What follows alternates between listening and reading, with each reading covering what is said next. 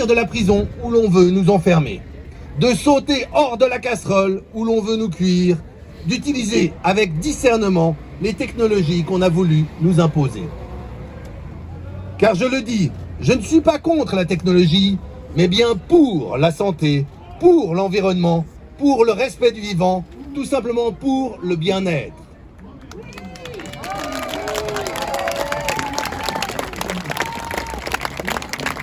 Ce n'est pas d'intelligence que manque notre société, mais hélas, de savoir l'utiliser. Quand les rayons X ont été découverts il y a un siècle, on a vu jusque dans les magasins de cordonniers des appareils pour voir les os des pieds dans ces nouvelles chaussures. Puis l'on s'est rendu compte que ce n'était peut-être pas la meilleure idée. Quand le tabac est devenu populaire, on en donnait même aux enfants. Puis l'on s'est rendu compte que ce n'était pas la meilleure idée. Quand l'amiante a été utilisée, on en a mis absolument partout comme un produit miracle. Puis l'on s'est rendu compte que ce n'était pas la meilleure idée. À chaque fois, on nous vend le problème, ensuite on nous vend la solution. Le vrai problème n'est pas de trouver la solution. La solution est de trouver le vrai problème. Est-ce que le vrai problème est l'économie qui ne vise que la croissance? Est-ce que le vrai problème est le politique qui refuse d'apprendre de ses erreurs passées? Ou est-ce que le vrai problème n'est pas finalement nous, qui nous sommes laissés faire pendant trop longtemps? Nous savons que la politique couche avec l'économie dans le même lit. Il serait temps que nous les mettions plutôt à table avec nous. Car ensemble, nous pouvons trouver des solutions à notre avenir. Si l'économie a les millions, le politique a la loi, nous avons pour nous l'intelligence collective. Avec l'intelligence collective, une minorité de gens peut réveiller une majorité d'endormis. Avec l'intelligence collective, nous pouvons trouver non seulement les vrais problèmes, mais encore de véritables solutions durables et profitables à tous. Nous sommes la civilisation.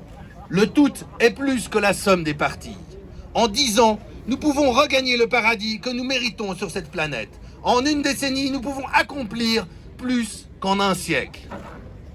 En une décade, nous pouvons regagner notre pouvoir, notre souveraineté, notre liberté. Aujourd'hui est le départ non d'un sprint, mais bien d'un marathon.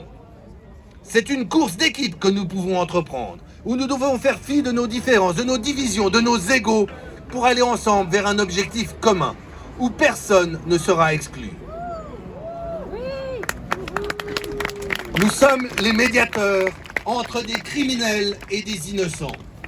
La 5G est l'huile inattendue qui permet aux engrenages de notre souveraineté de se remettre enfin en fonction.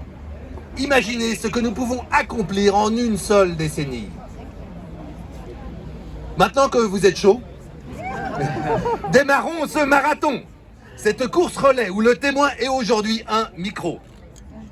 Nous avons des associations, des médecins, des ingénieurs, même des politiciens qui vont prendre ma place ici sur l'estrade.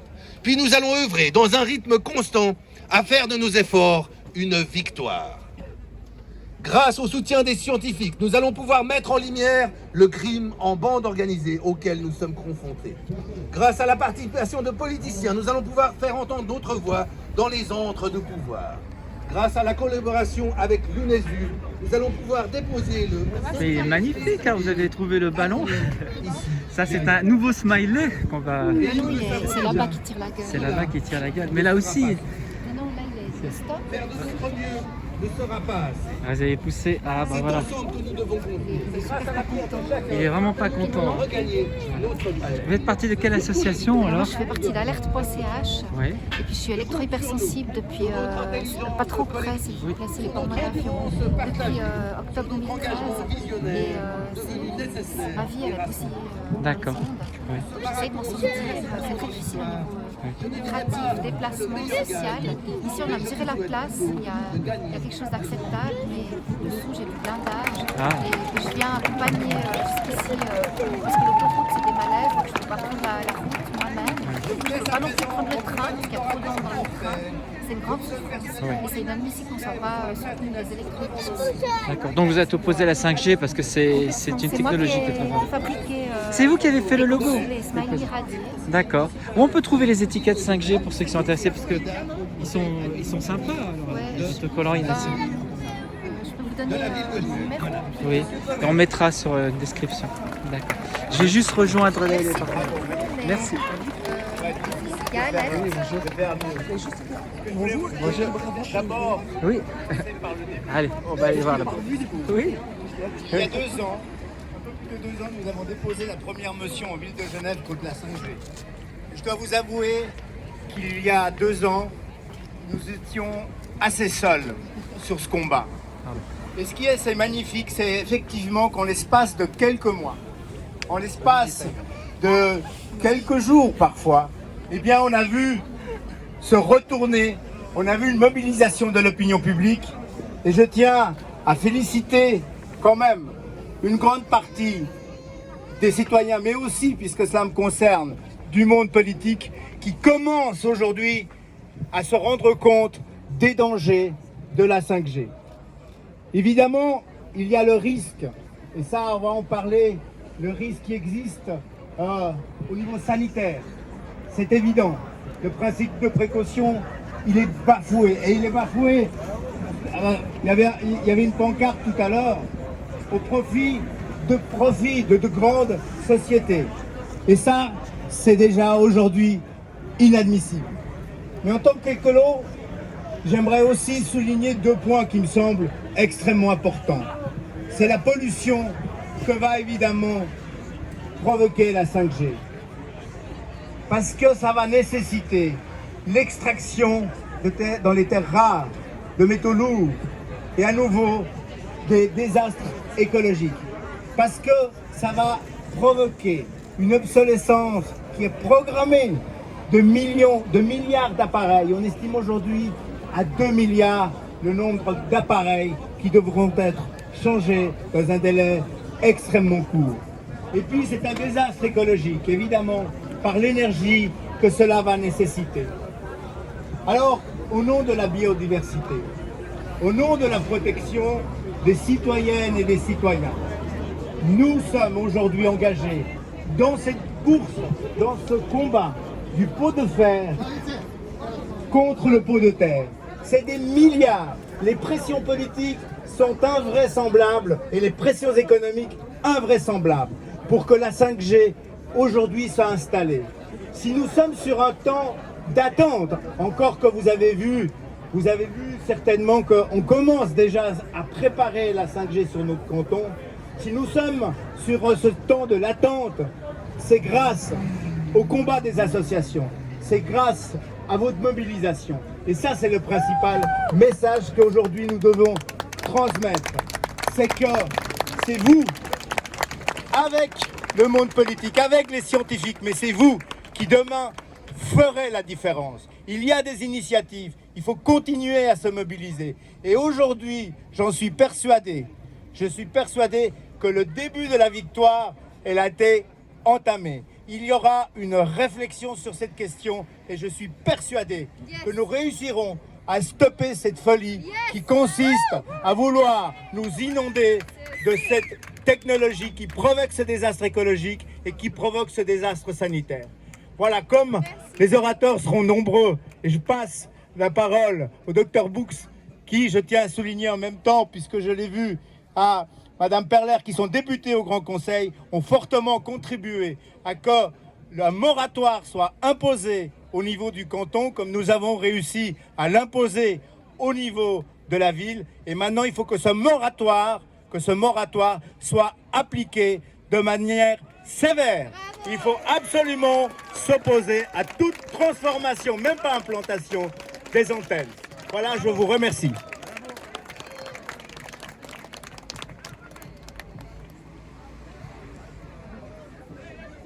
Merci beaucoup Monsieur Gomez. Et donc vous savez maintenant un petit peu pour qui voter. On a beaucoup de chance aujourd'hui car nous avons une perle qui vient à nous. Il s'agit du Dr Boux, qui n'est pas seulement médecin, mais qui est aussi député à Genève. Et donc c'est vraiment une perle parce que surtout c'est un médecin et un politicien engagé. C'est grâce à lui que je pense on peut valoir le moratoire à Genève et je lui cède la parole avec beaucoup d'émotion. Merci beaucoup. Merci beaucoup d'être venus aussi nombreux aujourd'hui. Moi, je suis un politicien qui n'avait aucune idée de ce qu'était la 5G. Mais lorsqu'on a vu toute la publicité qui était mise dans les journaux, la publicité qui était mise dans les journaux et qui était mise sur les affiches au niveau de la ville et du canton de Genève, je me suis simplement posé la question comme médecin, comme je l'avais fait pour les pesticides, de savoir s'il y avait une atteinte ou pas, une atteinte au niveau de la santé. Et j'ai été voir tout bêtement sur les publications scientifiques, on peut avoir facilement accès aux publications scientifiques, et je me suis rendu compte qu'il n'y avait strictement rien. Rien, aucune étude avait été faite, rien n'avait été fait. Ce qu'on nous disait dans les autres techniques, avec le Wi-Fi et d'autres techniques, c'est simplement de se dire, faites attention quand même. On ne sait pas, mais faites attention. Le soir, fermez votre Wi-Fi dans votre maison, ne portez pas votre téléphone contre l'oreille, vous utilisez plutôt un système main libre, mais il n'y a pas de risque. Donc, vu qu'il n'y avait aucune étude, je me suis dit tout bêtement, pourquoi il y a un besoin de mettre aussi vite la 5G? Alors moi, je suis un bon public, hein. Je me dis, peut-être que la science a raison, et puis que la science peut faire beaucoup de progrès, et puis peut amener beaucoup de choses pour les gens. Et je me suis rendu compte que là, la 5G, ça servait à rien. À rien pour vous, strictement à rien. Et alors, pourquoi on a décidé de vous l'imposer? Que pour des problèmes financiers. Je vous rappelle tout bêtement qu'on a, pendant des années, on vous a installé la fibre optique sur le canton de Genève, ça a coûté des centaines de millions, et ça ne sert à rien puisqu'on ne l'utilise pas. Et maintenant, on vous dit, il faut la 5G. Et la 5G, au niveau scientifique, rien n'est prouvé. Et l'étude qui a été commandée par la Confédération l'a démontré très clairement. La conclusion, on ne sait pas.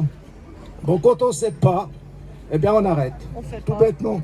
On dit stop, on réfléchit, on regarde si c'est nécessaire ou pas, c'est du B à bas. C'est pour ça que j'ai proposé le moratoire sur le canton de Genève qui était accepté. Bravo, le Châteloupi. Voilà, qui était accepté très facilement par le Grand Conseil. Mais ce moratoire, honnêtement, il ne sert à rien. Il ne sert à rien parce qu'on continue à installer des antennes. On nous raconte qu'on peut simplement bidouiller les antennes qui existent. Et puis c'est bon. Je vous rappelle simplement que la 5G qu'on vous vend actuellement, c'est pas de la 5G. C'est de la 4G+. Mais ce qu'on est en train d'installer, c'est pour mettre vraiment la 5G. Et la 5G, on ne sait pas ce que c'est. C'est des ondes qu'on appelle millimétriques. On ne sait pas du tout leur effet sur l'organisme humain. Donc il faut dire non. Et il n'y a que vous qui pouvez dire non. Il n'y a que vous qui pouvez démontrer que vous n'êtes pas d'accord. Parce qu'au niveau politique, les pressions sont tellement fortes au niveau économique que c'est très difficile de faire changer les choses. Donc il faut absolument que le peuple signe les initiatives, fasse voter et on aura le même résultat qu'on a fait pour le nucléaire, le même résultat qu'on a fait pour les pesticides qu'on a réussi à mettre dans la Constitution genevoise et leur interdiction. Et c'est simplement par le peuple que ça changera. Comme on le fait pour le climat. C'est-à-dire qu'enfin les gens descendent dans la rue, enfin les gens disent qu'ils ne sont plus d'accord. Donc moi, mon discours, je ne veux pas faire un discours scientifique sur la santé, mais sachez qu'on n'a aucune idée sur l'effet sur la santé. Et tant qu'on n'a pas d'études sérieuses qui sont faites, eh bien on doit interdire cette technique et attendre de savoir ce que ça se vaut. On a trop fait ça avec le tabac. Le tabac, c'était très bon pour la santé. C'était excellent pour la santé. Je me rappelle que ma mère fumait une cigarette après chaque repas parce qu'on lui avait dit ça aide à digérer. Donc voilà, fumer, ça vous aide à digérer. Et après, on s'est rendu compte que c'était que de la connerie. Donc après, on nous a fait le même truc pour l'amiante. On a fait la même chose pour les pesticides. On voit que maintenant, on a diminué de 70% le nombre d'insectes, 30% le nombre d'oiseaux. On veut arrêter où? On veut aller où? Quand il n'y aura plus d'économie. Quand il y aura... Ouais, mais... C'est difficile, mais quand il n'y aura plus d'environnement, voilà. Quand il n'y aura plus d'environnement. Donc le but maintenant, c'est de faire un peu comme à Neuchâtel qui interdit les ondes millimétriques sur son canton. Il faut qu'au niveau genevois, nous posions une motion pour interdire les ondes millimétriques sur le canton. Puis continuer à vous battre, à vous battre, à vous battre. Qu'on soit peut-être 200 aujourd'hui, 1000 la fois suivante et 2000, 4000 dans la rue. On changera si les politiques sentent que derrière, il y a des gens, comme pour le climat, qui ne sont pas d'accord. Je vous remercie.